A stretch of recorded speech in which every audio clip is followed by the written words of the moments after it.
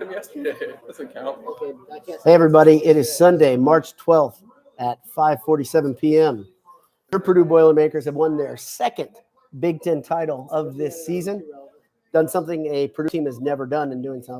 We were talking about amongst ourselves when the Chris Kramer, Keaton Grant, Hummel, Johnson, Moore team won the Big Ten tournament.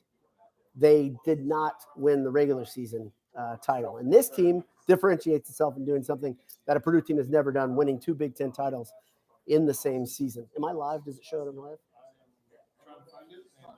Okay, great. Just making sure.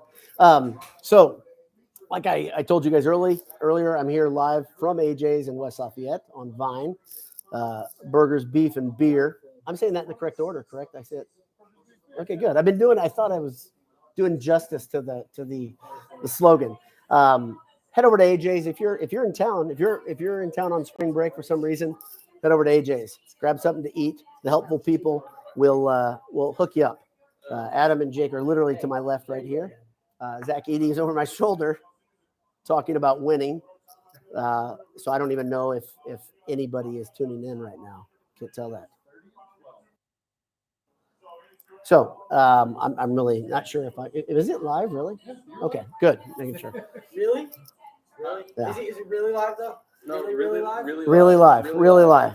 So Purdue wins 67-65. They improved to 29-5 as they head to the NCAA tournament. The selection committee will meet in 12 minutes. They'll start they've been meeting all day. This has been locked in. Even Joe Lunardi admitted that it was probably locked in earlier this afternoon. The seedings were basically locked in.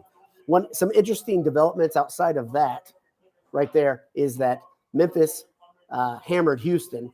I probably doesn't knock them off the one line either, but seeing Kansas and Houston lose as Purdue rolls through the conference tournament should matter. So there we go. He's here and he's in the comment section. He's 3 feet to my left and he's right here in the margin. Adam is doing his thing. So we were all watching this game together. We had LBD, his pal Jared, Adam, and Jake all watching this game, watching Purdue make it much more interesting than it need to be. Jake, my statistician for the day, tells me Purdue was up by 17 points with about 6 minutes left. Edey was out of the game for about 4 minutes. Purdue didn't score at all during that period, correct? Yeah. So the wheels came off. Mostly self-inflicted wounds, what I would say in that situation. Regardless of what happens after that, to me, call me crazy, get your horse, let him go. Even if he's a little tired, get him in there, let him play, and he's going to draw double and triple teams. But it didn't happen. Instead, the game was much more interesting than it needed to be. Purdue finishes. They close out 67-65, not without drama. In fact, it felt like Penn State was going to lose it or going to win it in regulation with one of their bombers, one of their three-point shooters. It just felt like it was an inevitability. In fact, we took a small straw poll here among 5 Purdue fans, 5 Purdue diehards. We all thought Purdue was going to lose in regulation. So that pit in your stomach that you all felt, don't think you were alone. We were with you here at AJ's. Purdue, let's look at the stats real quick. Like I said, Zach Edey leads the way. I don't want to say heroic because this is what Zach Edey does. 30 points, 13, He carried them. They were on his back. But 30 points, 13 boards. He had an assist. Didn't turn over the ball at all. It's incredible. And he's a beast among other big, strong guys. He just played great. I think if he would have played another 1 or 2 minutes, maybe it would have been quite as tough to swallow. David Jenkins had an amazing first half. He ends the game, I believe, with the same thing he had in the first half, 11 points. And Gillis was the third leading scorer with 10 points, 6 boards, 3 assists. Purdue didn't turn over the ball too many times. They looked like relatively like they were in cruise control, and I felt pretty good about this. And I think everyone here would attest with me that I handled it pretty well. Being in public for a Purdue game that had something that mattered, I handled it pretty well. Purdue didn't reach a couple of their goals that I think are important. Number one, they didn't shoot the free throws well. 65% is not great. And on the other side, three-point shooting was lousy. One of the biggest misses of the whole game. People are going to remember it for a long time. Fletcher Lawyer missing the second of a two-shot, a chance to make 2 shots. It kept Purdue up by it added to the lead, so it made it a 2-point lead instead of a 3-point lead. Penn State came down, called the timeout, tried to run a play. Edey got in the way, got his fingertips on the ball. Penn State kind of started feeling the pressure, traveled, and that was kind of the end of the game. Purdue closes out and wins. So just to give you an update, we're gonna have another piece of programming here from Boiled Sports. The guys are all going to get together. We're going to talk about the reaction to the seeding. To me, it seems obvious that Purdue is a 1 seed. I don't know how they can be denied a 1 seed with everything else that's transpired in college basketball. That said, stranger things have happened. So you can tell me what you want in the comments in the margin or below about how frustrated you were, how worried you were. Maybe you weren't. Maybe you weren't feeling the pressure, but I can tell you my phone was absolutely lit on fire there just from friends sending texts. I'm looking at the win probability for the game. Oh, my gosh, man. Yeah, he loves that. LBD loves looking at that chart. I started looking at it after you started talking about it. Oh, my gosh, man. It's hard to swallow. The big thing that matters is they won. The tough thing, and literally, I've had people get angry at me. I told Adam right before I went on that I'm going to have people, if I'm at all negative, I'm going to have people get after me. So I'm trying to keep as positive as I can. I'm smiling still. But that was tough. That was tough to watch. And that's one of those where even if you were just diving into it at the end and getting bothered or agitated like me, that still took some years off your life. And that's how this season has been a couple times. Let's see. My pal, Sophia Helvey is here today, not Ava this time. So I think they've taken third. Wally Zerbiak says Purdue's not a number 1 seed, and Texas has jumped like everybody. Whatever. Wally Zerbiak is a moron, and I hope he's listening because most TV. I'm sure he's listening. Well, he'll watch it on delay because he's live in the studio, but he'll listen to it later. Wally, you're a moron.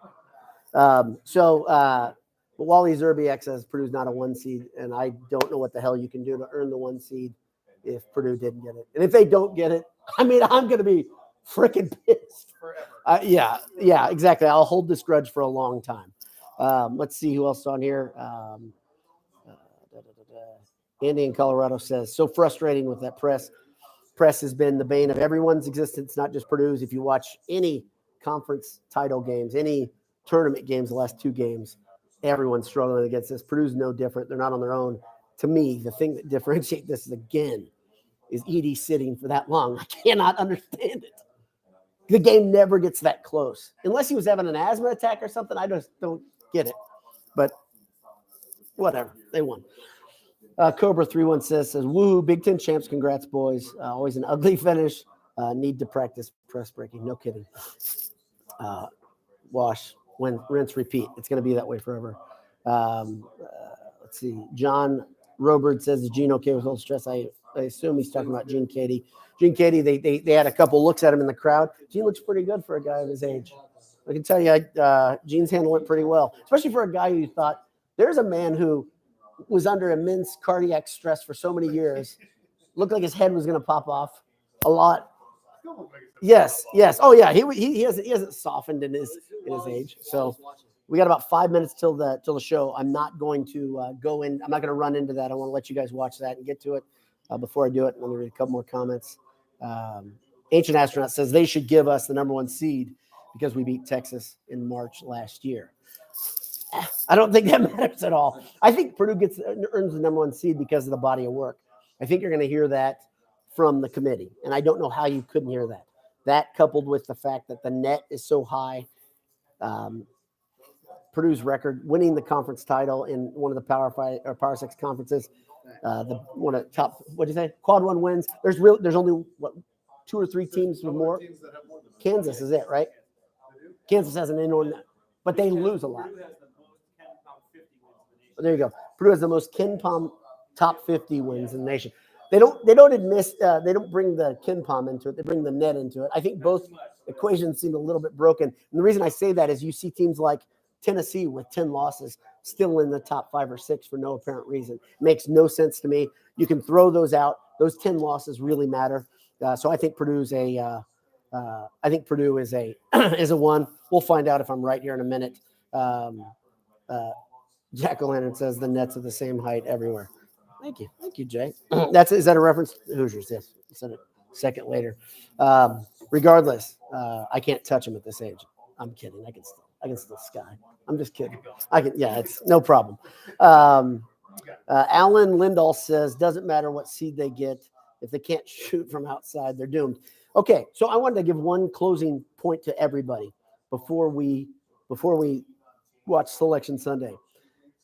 Let's not forget, Purdue had lost all momentum with the Carson Edwards team in the Big Ten tournament. If I remember correctly, we were kind of I haven't looked at the data here. We're about to go we're about to go live. I'm gonna get off this. But that team had lost all momentum, and then they made a run the tournament because they found the momentum again. There's good reasons to believe that this team can get momentum regardless of what they just did. But boy, they did their best to take away all momentum there at the end of the game. That's about it. I'm gonna let you watch. The Selection Sunday show is coming up in about 2-3 minutes. God bless you. Hammer down. Purdue is 2-time Big Ten champion in 22-23. And Zach Edey has once again done it, carrying the Boilermakers to a big victory. We'll talk to you soon. Hammer down.